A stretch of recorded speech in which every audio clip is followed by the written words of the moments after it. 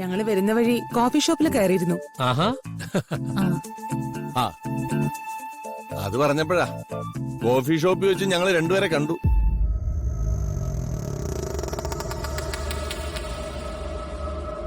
ആരെ? ആ താരൻ സഞ്ജയന്.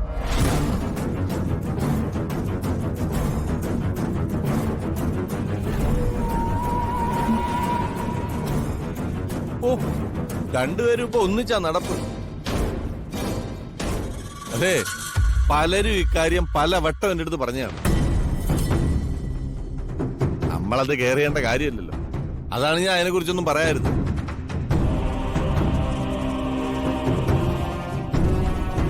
പക്ഷെ ദേ ഇപ്പോ ഞാൻ നേരിട്ട് കണ്ടപ്പോ അതിനെ കുറിച്ച് പറയാതിരിക്കുന്നത് ശരിയല്ലാന്ന് തോന്നുന്നു.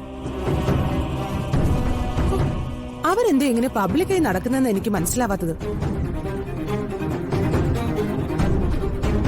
നാട്ടുകാരെ കാണുമെന്നൊരു തോന്നലെങ്കിലും വേണ്ടേ?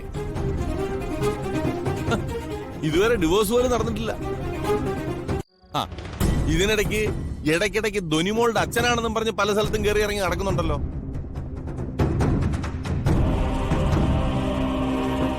ഏട്ടാ, നമുക്കിത് വലിയ നാണക്കേട് തന്നെയാണ്. അവരെന്ത് ചെയ്യുന്ന സഹദേവ നീ പറയുന്നത്? യോ, എന്റെ പൊന്നു മഹിയേട്ടാ, അതൊന്നും പറയാതിരിക്കുന്നത് തന്നെയാ നല്ലത്. ഞാനും നീരജയും കൂടെ കോഫി ഷോപ്പിലോട്ട് ചെന്നപ്പോഴേ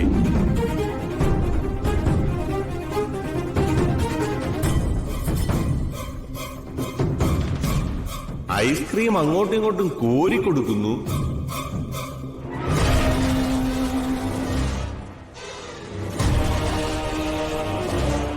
പിന്നെ കണ്ണിൽ നോക്കിയിരിക്കുന്നു.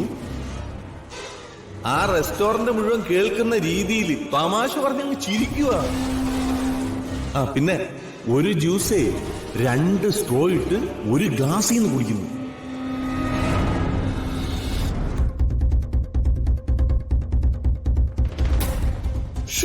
ഓ, കാണുന്നവർക്ക് തന്നെ നാണം തോന്നുന്ന പ്രണയലീലാവിലാസങ്ങൾ എന്തൊക്കെ കാണണം.